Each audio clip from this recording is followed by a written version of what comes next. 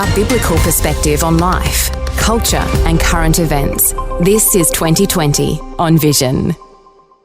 Well, what a pleasure it is to have a conversation with Pastor Jeff Vines, who is on the opposite side of the world at the moment. You would probably know him as being from California, but right now he's actually in London, having just, I'm not sure if I'd use the word escaped, but he's maybe he's feeling that way, just come from Israel after having spent some time there. Jeff, it's a real pleasure to chat to you. Yeah, thanks. And I'm in London, and it's raining. What a surprise. But well, we had great weather this morning, but it just started raining. Well, just wait 5 minutes. I think you'll be fine. I think but, so. You know, interesting things going on around the world at the moment, and we could talk about what's happening in the UK right now. But I'm very interested to find out, what were you doing in Israel? It's not the number one destination for people to go to at the moment because it's a hot spot, but you put yourself there and were there for quite some time. What were you doing there? Yeah, in fact, just by asking that question, when I was in the lounge yesterday waiting to get out of Tel Aviv, and I do mean get out of Tel Aviv because so many people are trying to get out and so many flights are canceled. So you never really know if your flight's going to take off until it's taking off. So there was a round of applause once the plane started down the runway. But I was in the lounge, and there was a Jewish family there, and she heard my American accent, which you know is not difficult. And she said, "Why are you here?" I said, "Because I love the land of Israel. I love the people of Israel." And she started crying. She said, "You came now?" And I said, "Look, you're not alone. You know, don't ever think that you're alone." And she just, Robin and I we almost started weeping with her, but I think there was such an appreciation. In fact, I was in Israel for 5 weeks, and almost every time someone heard the accent, "What are you doing here now?" There's no tourism here. And there's, the streets are pretty much empty other than just the day-to-day work life. And we actually stayed in the Armenian quarter inside the walls of Jerusalem. I didn't want to just go to Jerusalem and then stay outside the walls. So we were in Tel Aviv, Jerusalem, Caesarea. We were in Gaza. We were in a place called Arco, which is just near the Lebanese border. And we're trying to see all of these sites. We went to the West Bank, Phil. There's no place we didn't go. We wanted to see and interview and talk to people. So I had set this meeting up about 6 months to a year ago because I felt like I need a better understanding of what's going on in Israel. And not so just to get this straight, you set this up before everything happened last year, the attack that happened October 7th. And when I mean set it up, I've got a few contacts here in Tel Aviv and in Jerusalem that I've made over the years through various tour groups. So, the first few times you come, you tour the land, you go the Via Dolorosa, you go the Mount of Olives and the Garden of Gethsemane and the Church of the Holy Sepulchre. You make the tour. But over time, you meet people. And as you meet people, they invite you back. And especially if you're a pastor, they say, "Look, let me take you to other places that you need to see." And then over time, I started meeting people that were willing to take me into places that very few Westerners see. And so that was what this trip was about. And even though the war or tension was beginning to escalate, 2 or 3 months ago after April, no, I decided I was still going to go. I decided there's a lot of people who live here, and if they live here, I can come and encourage them. But I did not have any idea how much my wife, Robin, and my presence in the country would be so appreciated by people. You've got an entire economy that's struggling right now. And even though the tourism is only, I think it's 5.4% of the gross national product, still you have a lot of people who depend on tourism for survival. So you got a lot of people in that industry who are out of work, and then people are being displaced also up north and near Gaza. They've been moved into the city, especially of Jerusalem and Tel Aviv. The government is fitting that bill as they go into the hotels and they live until hopefully the war is over. I can only imagine how people feel in the country at the moment, because as we have this conversation, there is still the threat of action from Iran and its proxies. It's still waiting to be seen if anything happens with that. I can imagine everybody is on tenterhooks right now. What was it like for you and for your wife? So Robin was there, and you said your daughter was there with you as well. Going into some of these places, you went not to the tourist places when you were there. You went and saw other places too. Yeah, well, I wanted to go to the kibbutz where they had where Hamas came over across the border and just basically slaughtered and raped and murdered and did kill babies. And you think, Phil, that you can see that and it's not going to bother you. It's going to bother you, but you think, you've heard of post-traumatic stress and all that stuff. It's hard to see the pain and the struggle of parents, of moms. There are moms right now. There is a type of in the city of Tel Aviv. It's not a memorial, obviously, but it's a dedication part of the city to the hostages who are still missing. And I went through to look at every photo. And on one side of the fence, there's like 6 photos pasted up of young women, probably the same age as my daughter. Wow. And if I'm a father and I'm thinking my daughter is in the tunnels of Hamas and probably being violated every day, and we know this because some of them have come out and now are telling their stories. It's hard. It's hard to imagine what some of the moms and dads are going through, and you just want to reach out and you want to hug them and you want to tell them that you're there for them, but nothing you say is going to help them at this point. And so the pain and the suffering among the people, even and what people, the Jewish community, Israel as a whole, and when I say Israel as a whole, and I'll explain this in a moment, I'm actually including Jews, Arabs, and Palestinians that lived together in harmony for up until 1930. They still live in harmony to a great degree, and we'll get into this. I don't know how deep you want to go into that, but what I discovered, here's the huge discovery that I made that I would have never understood according to American media, because this is not the picture that we're given. The reality is that even the Zionists, the strict Zionists, even the strict Orthodox Jew, and I went to the temples, or not the temples, but I went to the places of worship. I interviewed some of the top rabbis. They didn't know where I was coming from. I didn't let the cat out of the bag early. I just told them I wanted an interview, wanted to understand what was going on. Phil, they want peace. Yeah. They want to live side by side with Arabs, with Jews, with Christians. It is their dream to live in peace. That's what they want. In fact, Rabbi Glick, who is one of the most famous rabbis in Israel, makes journeys. Because I knew that, and I knew that he has great influence, very well respected, I asked if it was possible for him to take Robin, me, my wife, and my daughter, a personal escort. Now, it cost us. That's not a cheap thing, but I really wanted to do it. He took us personally up to the Temple Mount, and he prayed that this place would be a place of prayer for all nations. I thought, that's incredible. He's quoting both an Old Testament and a New Testament passage, that it would be a prayer. His prayer is that this Temple Mount could be a place for all people of all nations to come and pray. I talked to Zionists, I talked to rabbis, Orthodox Jews, I talked to non-Orthodox Jews, I talked to secular Jews, which is basically what Tel Aviv is made up of. And so there's this idea that we have in America that 90+% of all Jews in Israel are atheistic. Well, that's ridiculous. They may not be practicing their faith, but they're not atheistic. They're trying to find their identity as a nation, but they believe in God. They're just trying to figure out what their place in the world is. And if you look at their history, they've suffered for being the people of God in their entire existence. So of course you're going to have a younger generation saying maybe this is the cause of our suffering, but they've not given up on God.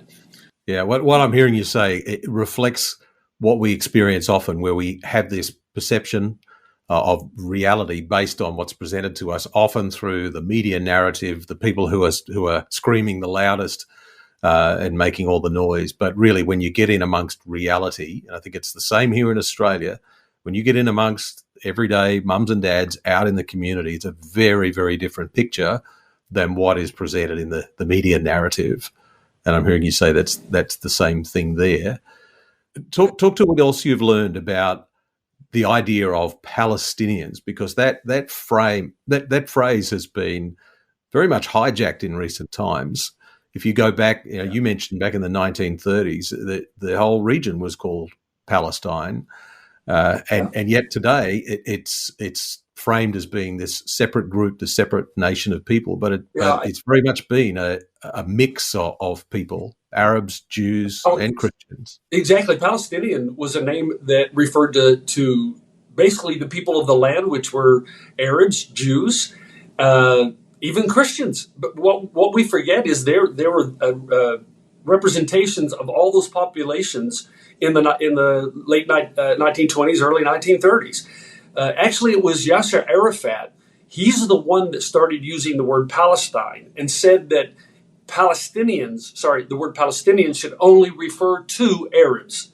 Before that, it included all the people of the land. And what you find, if you talk to the everyday Palestinian, the everyday Arab, the everyday Jew, what you find is you find a group of people who want to live together in the land. The problem is you've got the radicals, just like we have radicals in the U.S., just like you have radicals in Australia. You know, they're everywhere. And so you, unfortunately, in this part of the world, you take Hamas.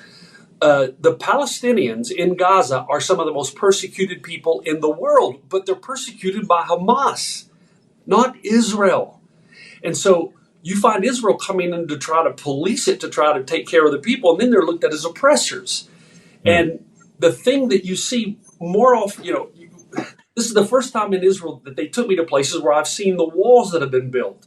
But the walls that have been built and the police posts that have been erected have happened in the last 10, 15, 20 years, not to keep the Palestinians out of certain areas, but to make sure the Jews are protected in the areas they live in.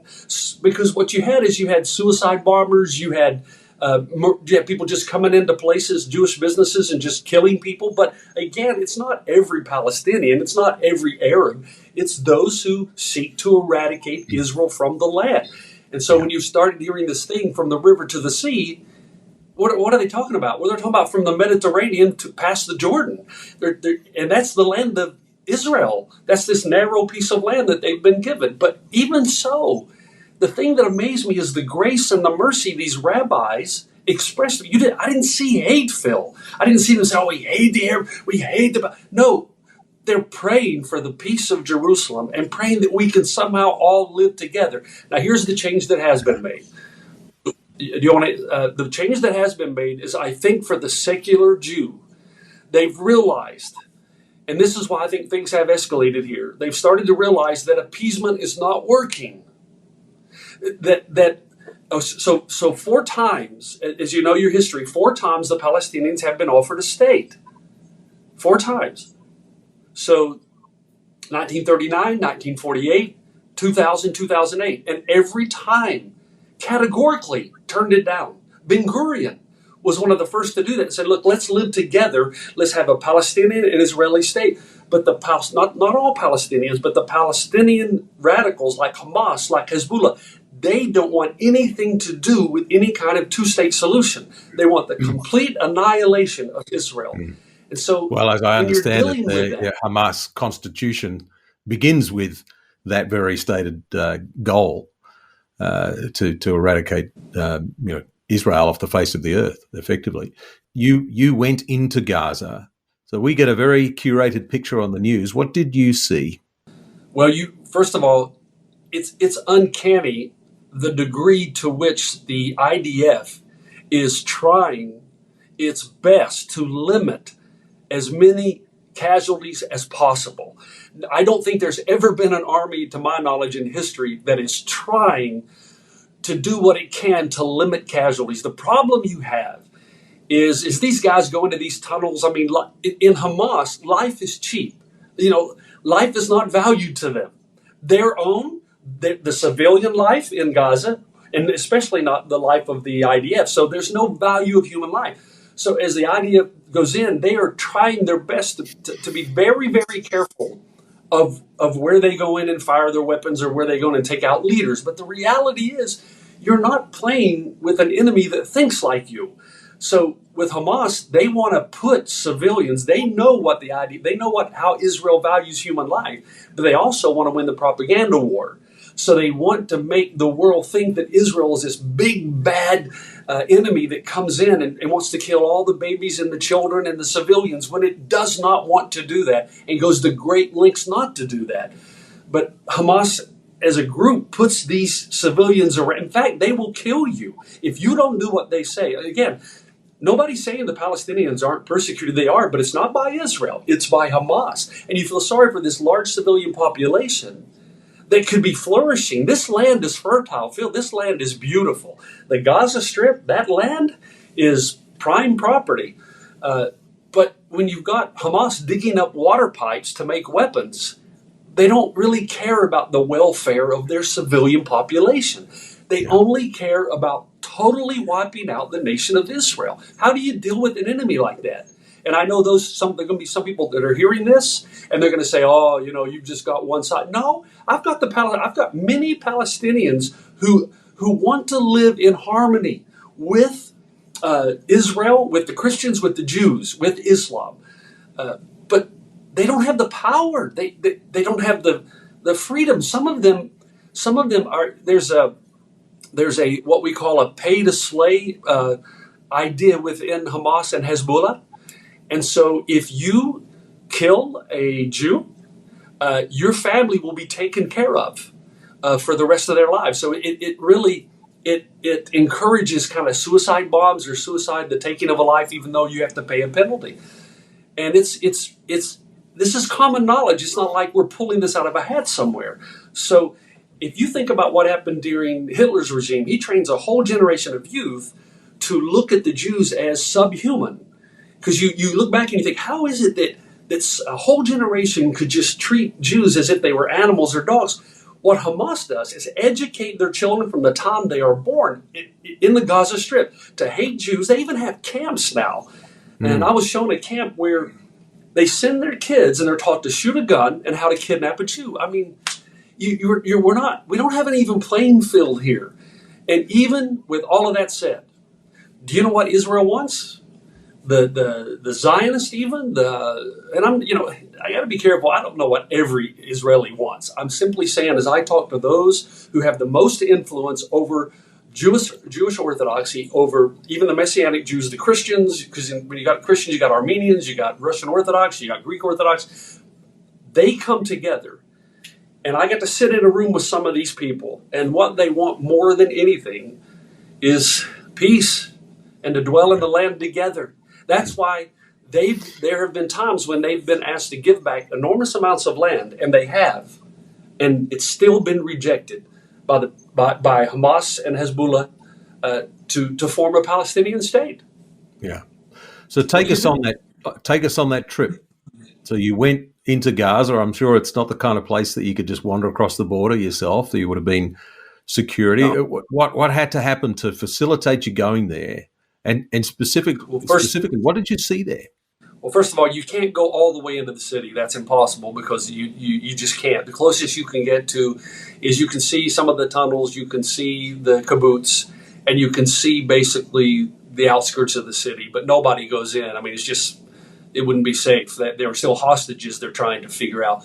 But you see enough to know that you've got it looks like a war zone. It looks like there's nothing there, Phil. It's in shambles. It looks much like the pictures I saw after the Russians and the Americans came into to Germany, right into the heart of Germany, and the rubble, the rock, the destruction.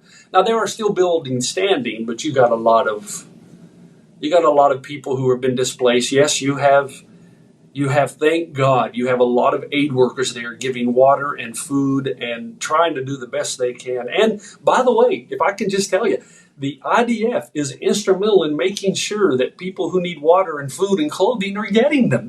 They're playing dual role. They're trying to smoke out the terrorists while at the same time taking care of people who are the casualties of war. And it's uncanny what they're doing. I don't think any other nation has ever been asked to do what they're doing at the same time. And still, no matter what they do, can't win. Yeah. As a matter of fact, let me just quickly, Phil, I was approached Rabbi Glick. I was approached by a guy named Rabbi Tooley and the Messianic Jews. And this is amazing to me. The two rabbis who are two of the most influential, and people watching this, if they're from Israel, they'll know who these guys are. But here's the thing. They came to me and said, is it possible that your church could recruit a lot of Christians to come into Gaza and bring food and water and help these civilians who are suffering? I said, well, wait a minute. Why don't you do it? He said, because we know that's what you Christians do and you're good at it. Now, here are Orthodox Jews telling me that their idea of Christians are, we know you guys have done this and you're much better at it. Besides, if we go in it, we're not sure people will trust us. So they're actually trying to raise money and fund and work with Christians in America to go into Gaza, where they're trying their best to snuff out these leaders, because in their minds, if they can get rid of Hamas, you got a whole generation of Palestinians that can grow up now and can have a future. They have no future right now. And so I found, wow, you're asking a Christian pastor to take a group to go into Gaza and give relief. And so when I get back, Phil, I can't see something like that. You can't unring a bell. You can't unsee that. So I've already made up my mind. I'm gonna make a contact with Pastor Greg Laurie and try to go to Franklin Graham's Association in Pasadena and see if we can't get an army of people that would go into Gaza. What a great testimony for Christians to go into Gaza with water and food. Yeah, and the thing about it is the IDF welcome it. Yeah. Here's quickly. I know I'm talking a lot, Phil, but there's so much in my head. I could not believe that every time the IDF is going to go after a certain situation because they know a leader's there and they know they got to get him out, the amount of effort, like they send out millions of text messages to everyone, say, get out, don't be in this territory, do not be anywhere near this. I mean, they talk about telegraphing what you're going to do. And yet the problem is, for some, it's not an option because Hamas will kill you if you leave. So what do you do? And so what do you do if you're the IDF? Right now, the primary terrorist they're looking for, you say, how do you know this? So when I was in Hebron, and Hebron's a difficult place to go. I mean, there's huge walls everywhere. But again, it's to keep Palestinian radicals from coming over and killing Jews. You don't have places where Jews are going over and killing Palestinians. Except during the war, obviously, you do what's going on with Hamas, but that all starts on October 7th. And I think you have a group of people trying to figure out how to bring peace to this land, and they feel they've been appeasing.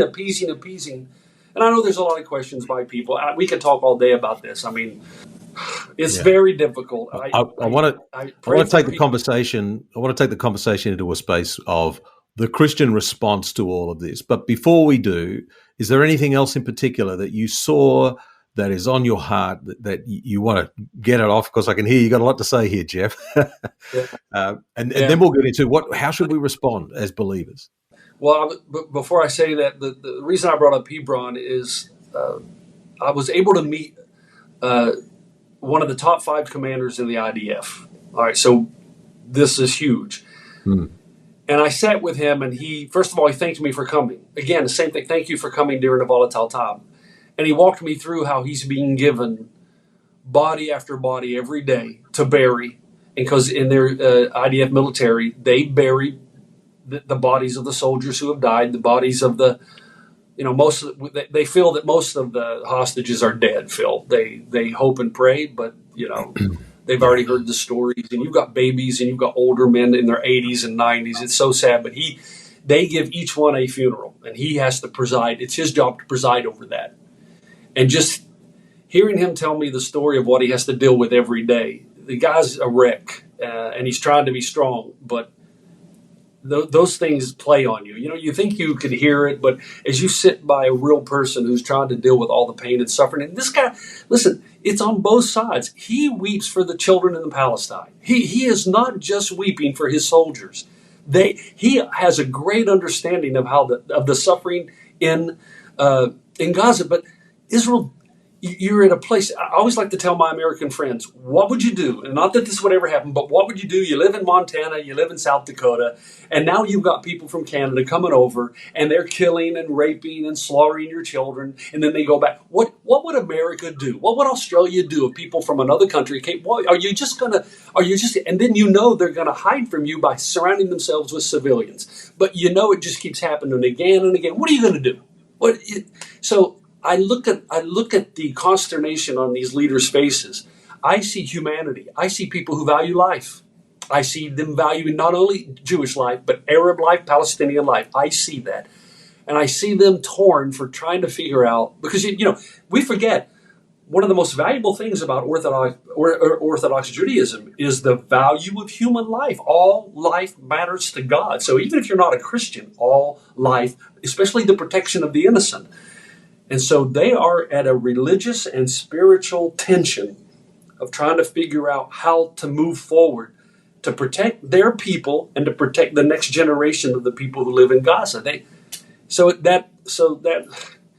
I got to feel I had no answers. As a pastor, here I've got these rabbis saying, "What would you do?" I mean, I didn't expect that. In your Christian worldview, what would you do? And I sat there thinking about all the death and the destruction, and I'm thinking, first of all, I don't know what I would do. And second, especially if the whole world's watching, and no matter what I do, I lose. And so the first thing that happened to me is, why is this story not being told in America? I don't okay, we'll show my ignorance here, my gullibility, Phil. What's the reason? Why not tell us what I've seen? I've been there now, and I've seen this. Why are you not telling us that? So another young Tennessean, by the way, Tennessee's fantastic, but another young Tennessean who's Jewish, his family moved up on the top of Mount of Blessing. And this Mount of Blessing overlooks, it's one of the most expansive piece of lands that's under the Palestinian Authority control. In that land is a refugee camp. Phil, a camp that's been there since 1968. A refugee camp since it receives millions of dollars from our government. Millions. 348 million, you can Google this, last year alone into that refugee camp.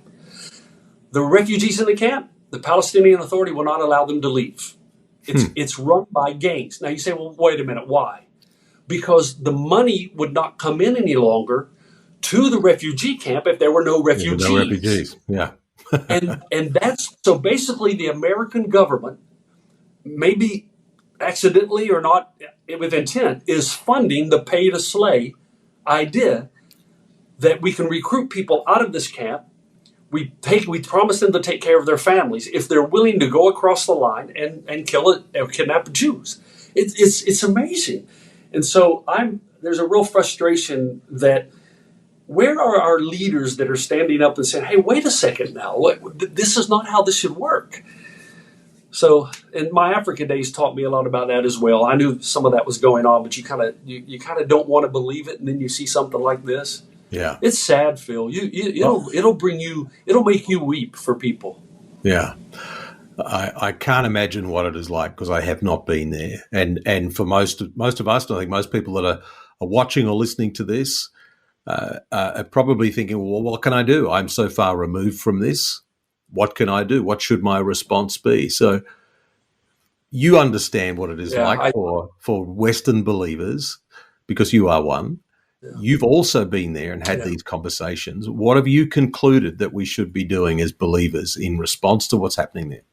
Well, first, I'm angry at my ignorance. I'm really angry at my ignorance. So the first thing I'd say is try to get well informed. Try to learn. Don't just listen to either the conservative or the liberal media. Don't do that. Try to find voices that you trust to find out what's happening here. Don't jump to conclusions. Second, I would say, please pray for the peace of Israel. We're told to do that. Pray for the peace of Jerusalem. Pray for peace. Pray that somehow that God would cause a man or a woman to rise up that would lead people toward peace, that would be an ambassador of peace, because you have enough people here that want peace. However, here's the thing here's where my mind has shifted and changed. You can't have peace without a strong deterrence of evil. You just can't. Because if you don't have a strong deterrence toward evil, evil will run rampant. It goes back to the Dietrich Bonhoeffer quote. The only way that evil prevails is if good men do nothing. Peace doesn't happen when you just sit back and let those who are evil run rampant over the land. That's never going to work. So we need to pray for wisdom. Even if we don't like, for instance, Benjamin Netanyahu, if we don't like or agree, we still need to be praying for those in leadership. We should be praying for the leaders of our own nations, that God somehow would intervene and give them wisdom. Because I'll tell you something, Phil. What Israel needs more than anything else is wisdom. But I walked away thanking God for my relationship with Jesus, because what Israel really needs is Jesus. They need the forgiving, restorative power that comes in a relationship through Jesus Christ. I asked some of my rabbi friends, I said, what is your hope? You look at everything around you. For me, my hope is in Christ. I asked, what is your hope? And it was interesting. They believe Messiah will one day come, but this Messiah is not divine. He's like a King David or a King Solomon, only to a greater degree. And one day he will stand on the Temple Mount and he will bring the world together. And there will be all the nations worshiping on the mount, and then God will be glorified. And I said, what then? And there was no answer. What then? Because see, for us, our hope is objective because it's in the resurrection of Jesus Christ. So for me, what then is, my hope is not in this world. My hope is in the kingdom that will come. And I do believe that heaven, to a great degree, is the restoration of all that is. But my hope is in Christ. And I walked away and I thought, you know what? I got fired up about Jesus because I'm thinking, I got a real hope, man. No matter what happens, no matter how bad things get, I have a real objective hope because it's based on something that happened in historical reality. Yeah. If I'm an Orthodox, or if I love my Jewish friends. We have a great heritage together, but man, did we have some great discussions around the Shabbat table. I was invited to take part in 2 Shabbats, and I enjoyed it thoroughly, just learning how they just close everything down on Friday night, and from Friday night to Saturday night, it's family time, it's reading of the Torah, it's blessing your sons and daughters. There's a lot we can learn, but pray. That's if I'm in Australia or New Zealand, wherever I am, I'm praying for the peace of Jerusalem and for the wisdom of its leaders. Yeah. Well, I think that'd be a great way for us to finish our conversation today. For those listening and viewing this, that together we can pray for not only the peace of Jerusalem, the peace of the world, the peace in our own backyard, in our own lives, the peace that ultimately comes by having peace with God. And that would spill over into great works around the world, the things that you talked about before, where we will go and be the hands and feet of Jesus in real and practical ways. But would you mind leading us in a prayer right now? Yeah. Father, I just thank you for my experience these last 5 weeks in Jerusalem and in places like Akko, in places like Jericho, just in Tel Aviv, meeting people and recognizing that they are so much like us. We have this thing in common, that peace and goodwill toward all men. And that the everyday person wants more than anything else that peace that comes when knowing that we are living in harmony with each other. Even though we may disagree religiously, even though we may disagree philosophically, politically even, what we want more than anything else is that peace that comes when knowing we can live in harmony. Father, I pray that you'd grant wisdom, knowledge, understanding to the leaders, all leaders in the Middle East, all of them, and bring them together and somehow give them a glimpse of yourself so that they would know that peace rests in knowing that we are good with God. And until we are good with God through our Savior, Jesus Christ, it is difficult to be good with each other. So, Father, I pray for our leaders. I pray for my brothers and sisters in Australia, down in New Zealand, down in the South Pacific, over in America, wherever they are, that we would be a people who are called to pray for the peace of Jerusalem and for the wisdom of its leaders in Christ's name. And I pray, Father, for the children and for the families of Gaza, for the children and the families in the north, whether Palestinian, Israeli, Arab, Jew, all people, for their safety And for those who are ruling over them and putting them in harm's way, I pray somehow in your sovereign will that these leaders would be put to the side and that peace would dwell in the land. That's my prayer in Christ's name. Amen. Amen. Well, thank you, Pastor Jeff. It's been wonderful to be able to connect with you. I'm sure you're feeling relieved and wanting to have a little bit of rest while you're there in London. Yeah. But the world is in a tumultuous state at the moment. As I said before, as we have this conversation, there are tensions. Even the US is building up its military assets around the Middle East. Russia is getting behind the Iranian side. The stage is set for a potentially big conflict. It may come to nothing. It may escalate. What would you say to someone who's concerned about that, particularly a believer? Yeah, that's what I was referring to earlier. My hope is in Jesus. If this is the way, if we are in the last days, or I should say the last of the last days, then so be it. God's will be done, and he will be revealed, and every knee will bow and every tongue will confess. So as you get older, this is the beauty of something like this. I still hurt, but I don't hurt for myself because I'm going to be fine. I'm going to be with Jesus, but I do hurt for the people.